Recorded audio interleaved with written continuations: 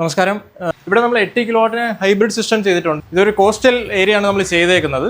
Coastal എന്ന് പറഞ്ഞാൽ ഒരു 150 മീറ്ററിന് അടുത്ത് കടൽ വരുന്നുള്ളൂ.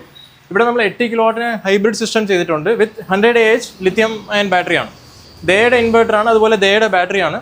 നിയർലി 10 years ആണ് ഇതിന് വാറണ്ടി വരുന്നത്. ഇവിടെ നമ്മൾ പ്രീമിയർ ബൈഫേഷ്യൽ പാനൽസ് വെച്ചിട്ടുണ്ട്, 15 നമ്പേഴ്സ് വെച്ചിട്ടുണ്ട്.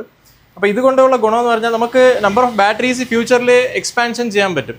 കസ്റ്റമറിന് ലോഡിനനുസരിച്ച് നമ്മൾ കൂട്ടാൻ പറ്റും. ഇപ്പോൾ നമുക്ക് ഏകദേശം 8000 വാട്ട്സ് 1 മണിക്കൂർ ബാക്കപ്പ് കിട്ടും. അതാണ് ഇതിൻ്റെ ഉദ്ദേശം. 8 കിലോവാട്ട് 100 AH ബാറ്ററി എന്ന് പറയുമ്പോൾ 8 കിലോവാട്ടിനുള്ള ലോഡ് 1 മണിക്കൂർ ബാക്കപ്പ് കിട്ടുമെന്നാണ് അർത്ഥം. ഇപ്പോൾ ഫാന് ലൈറ്റ് മാത്രം നമ്മൾ ഇടുവാണെങ്കിൽ 2-3 മണിക്കൂർ കിട്ടും. AC ഒക്കെ ഇടുവാണെങ്കിൽ 1 മണിക്കൂർ ബാക്കപ്പ് കിട്ടും.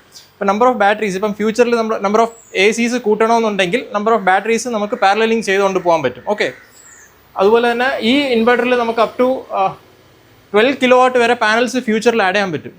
അതായത് ഈ സിസ്റ്റം എന്ന് പറയുന്നത് ഫ്യൂച്ചർ എക്സ്പാൻഷനും ചെയ്യാൻ പറ്റും, both batteries as well as panels.